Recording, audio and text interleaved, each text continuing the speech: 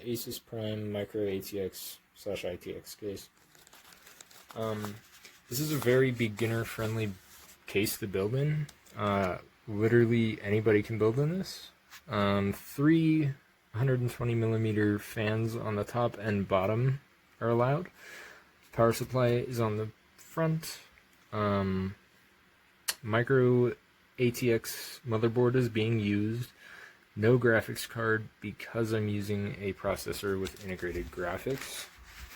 Here's a shot from the top, and here's my cable management. Lots and lots of room, and even a 2.5-inch SSD. I believe you can have more, I just don't. So yeah. Okay, here is the problem. The case is good, but this cable is from here to the power supply.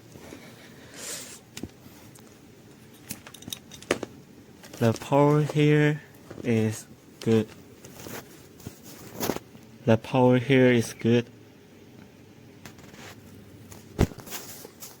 but here the out is not good.